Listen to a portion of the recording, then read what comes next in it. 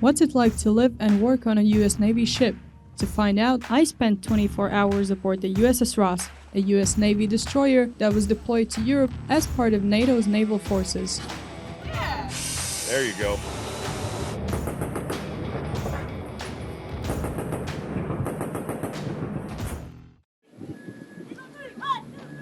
The USS Ross was deployed to European waters for 8 years. From its home port in Rota, Spain, the Ross would regularly sail with NATO allies during exercises, and as part of standing NATO Maritime Group 1 charged with patrolling the southern seas.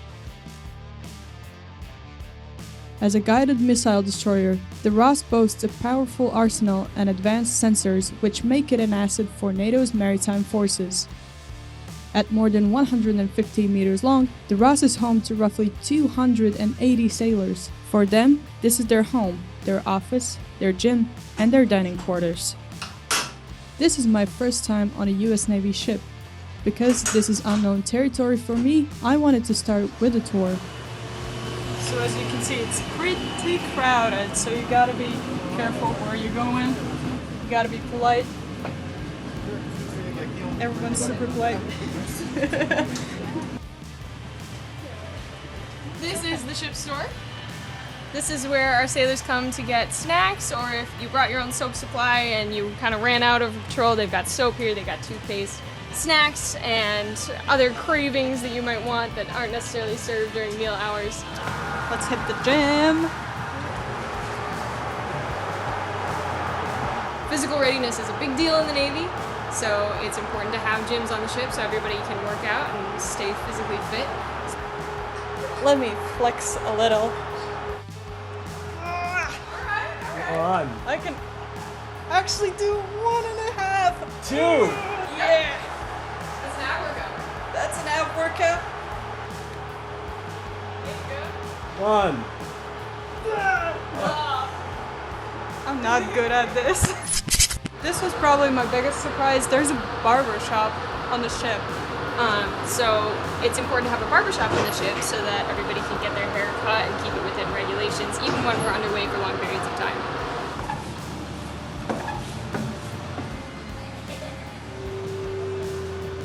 So we're in the kitchen right now, and I heard it's not called a kitchen, but it's a galley. It's a galley. So, any ground rules entering the kitchen? So entering the kitchen, usually we grab a paper cover, of course. For females, we ask that they tie their hair back, check, and then you just go about your normal routines. Can we take a trip? So let's around take the a galley? quick trip. And we got my CS2s, my right and left hand right here. They do everything they need to do, and they look out for our guys. That's all I could ever ask. There's one of the food preparation stations here. We got the copper pits that they work in. They cook things. We have meats. We also have a night crew that does a lot of preparations for us also. So it's a small galley. It's a DDG, so it's not big like on a carrier or anything like that. How many people do you have to serve? So on average, with no guests, we have approximately 300, a little over 300 people that we serve. We try to have at least 45 days worth of food off the bat, and so they start our base year lunch. That is a lot for a small and vessel such as this.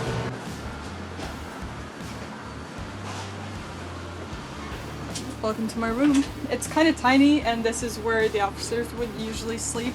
Here we got my bed, which is not called a bed, it's a rack.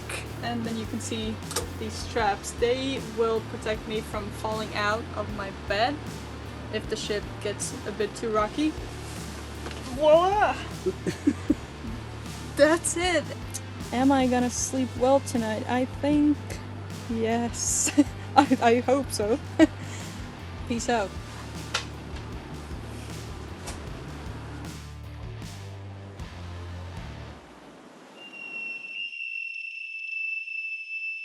During an exercise, NATO ships train on everything from sailing in formation to gunnery drills. A typical day can get quite busy. Right now we're out on the deck and there's about to be a live fire exercise. And Jack, can you tell me about that ship? What's going on there? Okay, so that's the HMS Trent. They have something on the back. It's like a giant balloon called the Killer Tomato.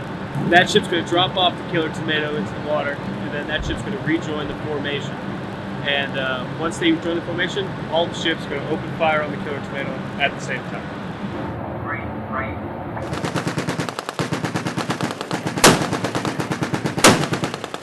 Very, very, very loud. I did not expect it to be that powerful. It was interesting to see USS Ross working together with NATO ally countries' ships in the formation, seeing how they work together, how to figure out stuff together, how to get through problems if there are some. The USS Ross runs like a well-oiled machine. Everyone knows their place and does their job, but if a disaster strikes, everyone's job becomes damage control. Right now we're in a damage control locker. I'm about to experience some damage control stuff going down.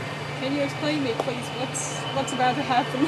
On board USS Ross, we have to train every sailor to be a firefighter because we don't have the luxury of requesting emergency services, obviously while at sea and when we're in the middle of battle. I'm gonna put that gear on right now, I assume, right? Absolutely. Oh, wow. It's already hard to move in this thing. This is a breathing apparatus that we use to ensure that none of our firefighters are breathing any of that toxic air. I feel very, very heavy.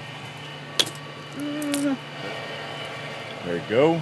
Looking for any last minute skin? It's your hand right there. We have to do this in 2 minutes. 2.5 minutes. Oh my god. I'm so slow, but I'm not the worst probably, you know? No. Not for your first time. You're doing just fine. He's lying. There you go. All right. So last but not least, the Navy Firefighting Thermal Imager. What this is for is seeing through smoke, helping you identify hot spots that are located after we put out a fire, as well as finding the base of a fire during an attack. The location of the fire was located on starboard side, mid-level. That's the area you're going to be searching for your hot spots in. Are you ready?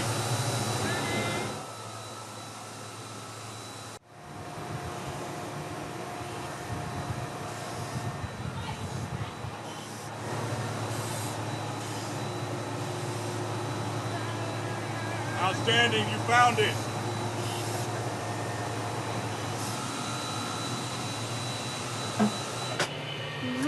Yep. This is heavy. It's not fun. It's not easy to wear all this equipment. I could barely stairs, the ladder, not stairs, the ladder. Whew! I'm gonna need a shower after this. And now, my favorite part, the mess hall. The mess hall is an area where enlisted sailors come to socialize and have their meals. Today, we're having a special meal, Mongolian barbecue.